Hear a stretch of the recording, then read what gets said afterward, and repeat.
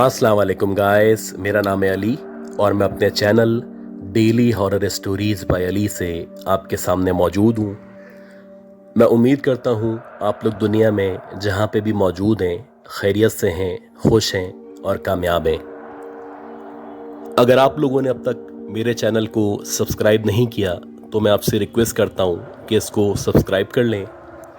हो सके तो इस चैनल को अपने सर्किल में, अपनी कम्युनिटी में शेयर करें। अगर आप अपनी स्टोरी शेयर करना चाहते हैं, आप व्हाट्सएप कर सकते हैं, ईमेल कर सकते हैं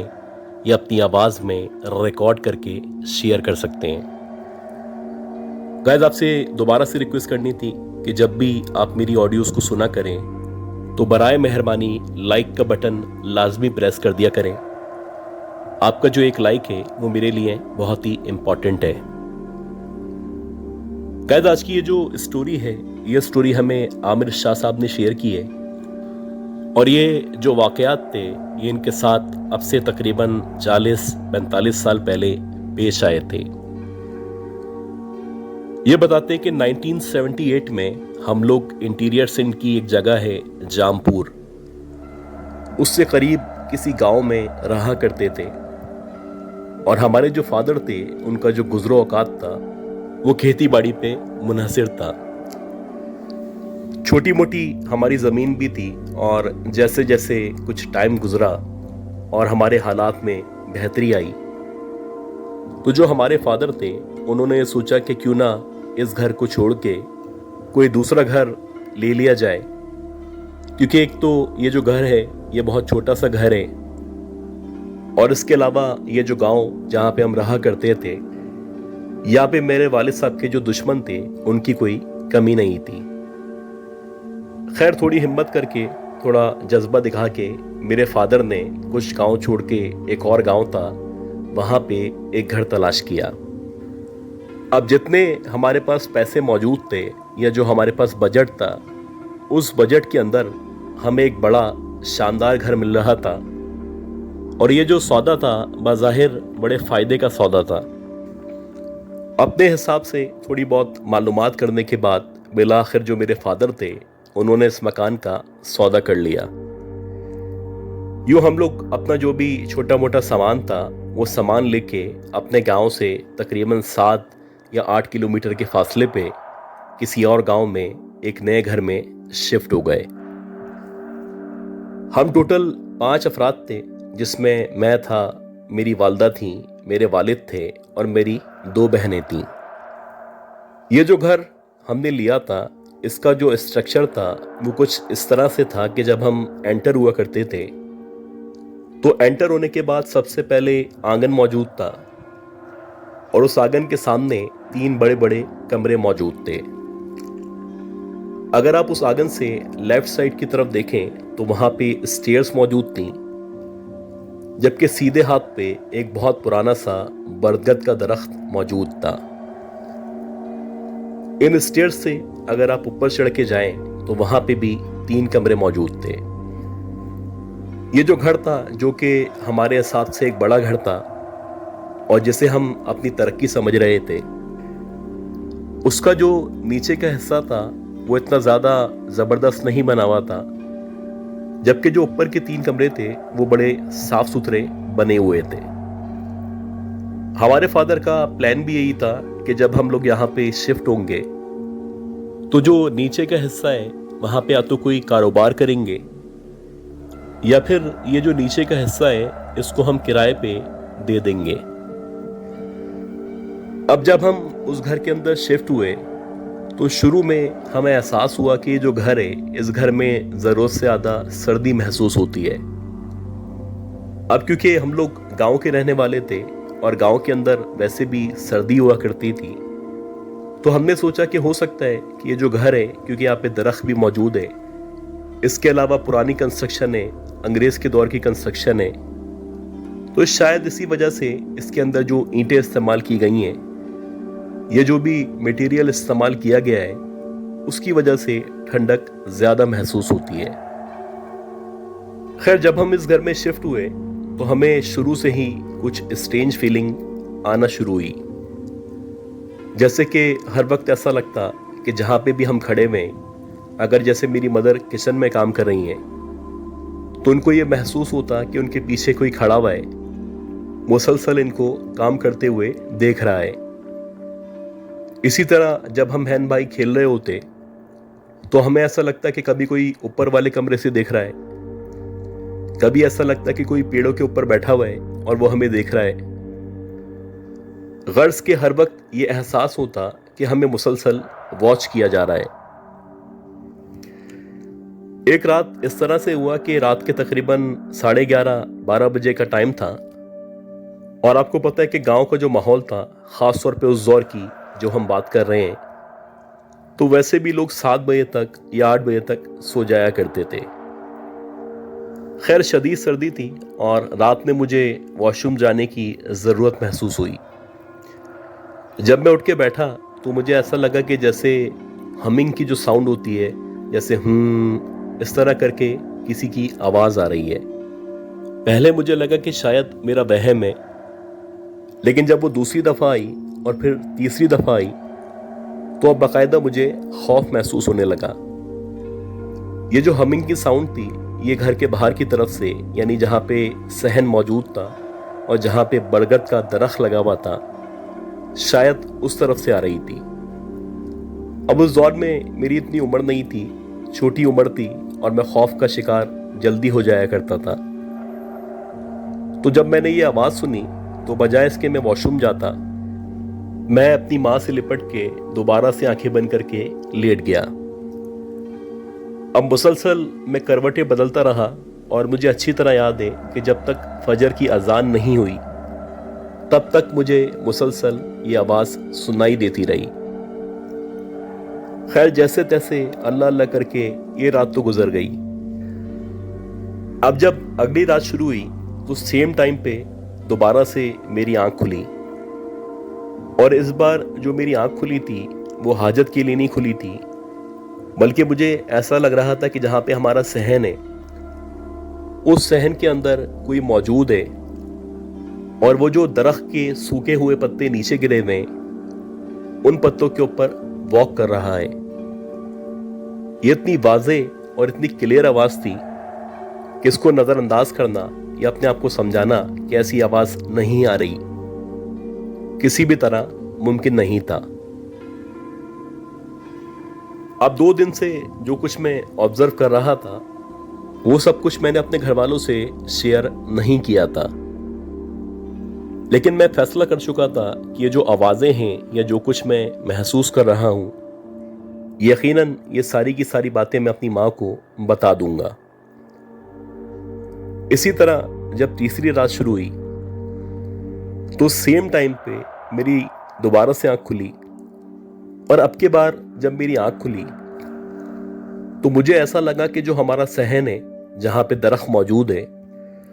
उस सहन के अंदर कोई पायल पहन के मुसलसल वॉक कर रहा है। पायल की आवाज़ कभी एकदम से बढ़ जाती तो एहसास होता कि जो भी वॉक कर रहा है वो मेरे बहुत ही करीब मौजूद है, और कभी एकदम से पायल की जो आवाज़ थी वो कम हो जाती, और जैसे ही पायल की आवाज़ कम होती तो मुझे ऐसा लगता कि शायद जो भी सहन में मौजूद है वो मुझसे काफ़ी दूर है। खैर जब मैंने पायल की आवाज़ सुनी तो मैं आज भी हैरान हूँ कि मेरे अंदर पता नहीं कहाँ से इतना जज्बा आ गया कि मैं उठ के बैठ गया, और ना सिर्फ उठ के बैठा, आज मैंने फैसला कर लिया था कि जो भी है मैं इसको देख के ज़रूर रहूँगा। खैर जैसे ही मैं आहिस्ता आहिस्ता करके उस सहन की तरफ बढ़ने लगा तो जैसे जैसे मैं सहन की तरफ बढ़ रहा था वैसे वैसे मुझे महसूस हो रहा था कि ना सिर्फ पायल की आवाज़ आ रही है, बल्कि पायल की आवाज़ के साथ साथ मुसलसल हमिंग की आवाज़ भी आ रही है। और ऐसे हुआ कि जैसे ही मैंने ऊपर की तरफ से, यानी उस कमरे से बाहर की तरफ सहन में झांका तो मैंने देखा कि उस बरगद के दरख्त के सामने एक औरत खड़ी हुई है जिसने सफ़ेद कलर की साड़ी पहन रखी है। उसके गले में एक बहुत बड़ा सा मंगलसूत्र मौजूद है, और इसके साथ साथ उसकी मांग में सिंदूर डला हुआ है। इस औरत को जो मुंह है वो दरख्त की तरफ है, और ना सिर्फ इसका मुंह दरख्त की तरफ है बल्कि इसके जो दोनों हाथ हैं वो इसने बांधे हुए हैं, और ऐसा लग रहा है कि जैसे वो दरख्त की तरफ देख के कोई पूजा कर रही है। अभी मैं इस औरत को ऊपर से देख ही रहा था कि एकदम से ये जो औरत थी इसने अपना मुंह मेरी तरफ किया, और जैसे ही इसने मुकम्मल तौर पे अपना मुंह मेरी तरफ किया तो मैंने देखा कि इसका जो कलर है बहुत ज्यादा सिया कलर है, और इसके साथ साथ उसकी जो आंखें हैं उन आंखों में इतने अंधेरे के बावजूद एक अजीब सी चमक मौजूद है। अब जैसे ही उसने मुझे और मैंने उसको देखा तो अगले ही लम्हे मैं पीछे हटा और फौरन से भागता हुआ अपने कमरे की तरफ या अपनी माँ की तरफ लपका। मैं भागते भागते एकदम से अपनी माँ को उठाने लगा और मैंने उनसे कहा कि अम्मी जल्दी उठें, हमारे सहन में पता नहीं कौन सी औरत है जो आ गई है। खैर मेरे 2-3 दफा अपनी मदर को उठाने से मेरी जो मदर थी वो उठ के बैठ गई, और जब मैंने उनको इस तरह से कहा तो वो फौरन से उठी और मेरे साथ बाहर की तरफ आई। जैसे ही उन्होंने ऊपर से सहन की तरफ देखा तो वहां पे न कोई औरत मौजूद थी और ना ही किसी औरत का नामो निशान मौजूद था। हालांकि अब से कुछ सेकंड पहले मैंने अपनी आंखों से उस औरत को देखा था, और ना सिर्फ देखा था बल्कि उस औरत ने भी मेरी तरफ देखा था। अब जब मेरी मदर ने उस औरत को वहां पे नहीं देखा तो कहने लगी, हो सकता है तुमने कोई ख्वाब देखा हो या तुम नींद में हो। अब तुम इन बातों को छोड़ो, मेरे साथ लेटो, आयतल कुर्सी पढ़ो और दोबारा से सो जाओ। ऐसा ही हुआ कि मैंने आयतल कुर्सी पढ़ी और जैसे तैसे करवटें बदलते बदलते ये रात गुजर गई। इसी तरह 2-4 दिन मजीद गुजरे और फिर दोबारा से सेम टाइम में मेरी आंख खुली। अब जबकि मेरी आंख खुली तो मुझे ऐसा लगा कि 2 औरतें हैं या 2 लड़कियां हैं जो आपस में किसी अजीब सी जबान में बातें कर रही हैं, और ये जो दोनों लड़कियों की आवाज थी ये मेरे बहुत करीब से आ रही थी। ऐसा लग रहा था कि जिस पलंग पे मैं लेटा हुआ हूं उसके बिल्कुल बराबर में या उसके करीब 2 लड़कियां खड़ी हुई हैं। खैर जब मैंने आंखें खोल के अपने आगे पीछे चारों तरफ का जायजा लिया तो वहां पे न कोई लड़कियां मौजूद थीं, न किसी लड़कियों का नामो निशान मौजूद था। बहरहाल मैंने दोबारा से आंखें बंद की और आयतल कुर्सी पढ़ना शुरू की। जैसे ही मैंने आयतल कुर्सी पढ़ना शुरू की तो अभी मुझे पढ़ते पढ़ते 10 या 12 सेकंड ही गुजरे थे कि एकदम से दोबारा से उन दोनों लड़कियों की आपस में बात करने की आवाज आना शुरू हुई, और अब जैसे ही दोबारा से उनकी आवाज आना शुरू हुई तो मैंने देखा कि खिड़की के ऊपर, यानी जहां पे खिड़की है उस खिड़की के बिल्कुल सामने 2 लड़कियां जिनकी तकरीबन 17 या 18 साल की उम्र होगी खिड़की से हमारे कमरे की तरफ या हमारी तरफ झांक रही हैं। उन दोनों की जो आंखें हैं या उनकी जो आई बॉल्स हैं वो मुकम्मल तौर पे सफेद हैं, और ना सिर्फ उन दोनों की आंखें सफेद हैं बल्कि इसके साथ साथ उन दोनों लड़कियों के जो चेहरे हैं वो एक जैसे हैं, और वो दोनों खिड़की से अंदर की तरफ शायद मेरी तरफ ही देख रही हैं। अब मैंने फौरन से करवट बदली और जैसे तैसे करके अपनी माँ को उठाने की कोशिश करने लगा। खैर जैसे ही मैंने 2-3 दफा अपनी मदर को धक्का दिया या उनको हिलाने की कोशिश की तो फौरन से उनकी आंख खुल गई। अब जैसे ही मेरी मदर की आंख खुली तो अगेन जब मेरी मदर ने मेरी बात सुन के खिड़की की तरफ देखा तो वहां पे न कोई लड़कियां मौजूद थी, न किसी भी किस्म की लड़कियों का नामो निशान मौजूद था। ये बताते हैं कि एक बार फिर जो मेरी मदर थी उन्होंने मुझ पे गुस्सा किया, मुझे डांटा और मुझे कहने लगी कि तुम्हारा दिमाग खराब हो चुका है, आंखें बंद करो, आयतल कुर्सी पढ़ो और सो जाओ। अब इसी तरह 4-5 दिन मजीद गुजरे और हमारे गांव के अंदर जहां पे हम शिफ्ट हुए थे एक बहुत बड़ा सा मेला लगा हुआ था।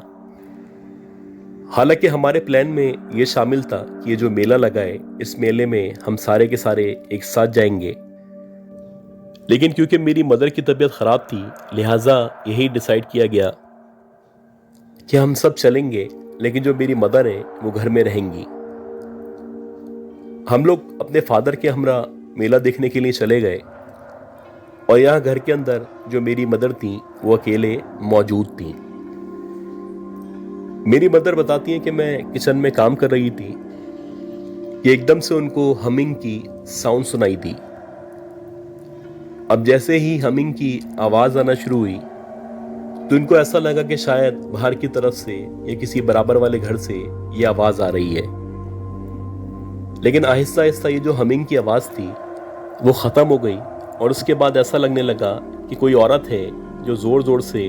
अजीब सी जबान में किसी से बातें कर रही है। अब मेरी मदर ने जब इस आवाज पे गौर करना शुरू किया तो आवाज तो बड़ी क्लियर आ रही थी, लेकिन जिस औरत की आवाज थी वो औरत नजर नहीं आ रही थी। काफी देर तक मेरी मदर इधर देखें कभी उधर देखें, कभी ऐसा लगे कि आवाज फर्स्ट फ्लोर से आ रही है, कभी ऐसा लगे कि ये जो आवाज है ये बरगद के दरख्त की तरफ से आ रही है। खैर काफी देर तक जब उनको कोई नजर नहीं आया तो वो दोबारा से किचन में काम करने लगी।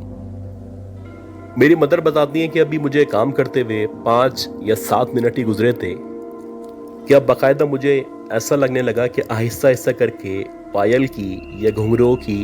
आवाज आ रही है। जैसे जैसे मैंने इस आवाज पे गौर करना शुरू किया तो ऐसा लगा कि ये जो पायल की आवाज है या ये जो घुंघरू की आवाज है ये सीढ़ियों की तरफ से आ रही है। अब जैसे ही मैं आहिस्ता आहिस्ता करके सीढ़ियों की तरफ बढ़ने लगी तो मुझे लगने लगा कि कोई आहिस्ता आहिस्ता करके सीढ़ियों की तरफ से यानी ऊपर की तरफ से नीचे उतरना शुरू हुआ है और जो भी सीढ़ियों से उतरता हुआ नीचे आ रहा है उसने पायल या घुंघरू पहन रखे हैं। अभी मैं मुसलसल सीढ़ियों की तरफ देख ही रही थी कि एकदम से कुछ सेकंड के अंदर अंदर मेरे सामने एक औरत नमूदार हुई और वो स्टेयर से ही उतरती हुई नीचे की तरफ आई थी। उसका जो चेहरा था वो घूंघट की वजह से छुपा हुआ था, लेकिन उसकी जसामत या उसका कद देख के ऐसा लग रहा था कि जैसे कोई ये देखी देखी सी औरत हो। अब जैसे ही मैंने उस औरत को स्टेयर से नीचे आते हुए या अपने सामने देखा तो मैंने उससे पूछा कि तुम कौन हो। जैसे ही मैंने उससे पूछा कि तुम कौन हो तो उस औरत ने अपना जो घूंघट था वो ऊपर किया। मेरी मदर बताती हैं कि जैसे ही उसने अपना घूंघट ऊपर की तरफ किया तो मैंने देखा कि मेरी ही हूबहू, मेरी ही हमशक्ल, बिल्कुल मेरी ही जैसी औरत मेरे सामने खड़ी भी है और मेरी ही तरह मुस्कुरा के मुझे देख रही है। अब जैसे ही मैंने अपनी हमशक्ल औरत को अपने सामने देखा, उसके चेहरे पे क्रीपी सी स्माइल देखी तो मैंने फौरन से आयतल कुर्सी पढ़ना शुरू कर दी। जैसे ही मैंने आयतल कुर्सी पढ़ना शुरू की तो जैसे जैसे मैं आयतल कुर्सी पढ़ रही थी वैसे वैसे वो जो औरत थी आहिस्ता आहिस्ता करके पीछे की तरफ हटती चली जा रही थी। अब जैसे ही वो मुकम्मल तौर पे पीछे हटी और स्टेयर्स की तरफ से बढ़ती हुई ऊपर की तरफ जाने लगी तो मेरी मदर अभी फौरन से बाहर की तरफ आ गई और जब तक हम लोग मेले से वापस नहीं आए मेरी मदर वहीं पे गेट के बाहर खड़ी हुई हमारा इंतजार करती रही। अब ये जो वाकया पेश आया था ये क्योंकि मेरी मदर के साथ पेश आया था तो अब उनको यकीन हो चला था कि यहाँ पे कुछ इस तरह की मखलूक़ात मौजूद हैं जो अपनी प्रेजेंस शो कर रही हैं। खैर हमारे फादर ने जो करीबी मस्जिद थी वहाँ के इमाम साहब से रब्ता किया और उनको सारा का सारा वाकया बताया। इमाम साहब ने जब अपना हिसाब लगाया तो हिसाब लगाने के बाद उन्होंने हमारे फादर को कुछ कीलें दी और कुछ आयत पढ़ने के लिए बताई। उन्होंने कहा कि जब तक ये कीलें आपके घर के चारों तरफ में मौजूद रहेंगी तो जो भी मखलूक़ात आपके घर में रहा करती हैं वो आपको ना तो नजर आएंगी और ना ही कोई नुकसान पहुंचा सकेंगी। ये बताते हैं कि काफी अरसे तक हम उस घर में रहे और जब तक उस घर में कीलें लगी रहीं तब तक वो घर महफूज था। और जब हम लोग उस घर से किसी दूसरे घर में शिफ्ट हो गए तो हमारे बाद जो फैमिली वहां पे आई थी, सुना है कि उन लोगों ने वो कीलें निकलवा दी थी। और जब उन्होंने वो कीलें निकलवाई थी तो उनके साथ दोबारा से वो सब वाकयात पेश आना शुरू हो चुके थे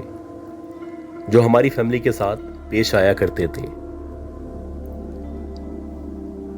गाइस, उम्मीद करता हूँ ये जो स्टोरीज मैंने शेयर की हैं ये सारी की सारी स्टोरीज आप लोगों को पसंद आई होंगी। अगर आप लोगों को ये स्टोरीज पसंद आई हैं तो प्लीज़ मेरे चैनल को लाइक करें, सब्सक्राइब करें, शेयर करें। दुआ करें कि अल्लाह ताला मुझे, मेरी फैमिली को, हम सबको सेहत दे, जिंदगी दे, सलामती दे। अगले अपलोड तक के लिए अपना ख्याल रखिएगा। अल्लाह हाफिज़।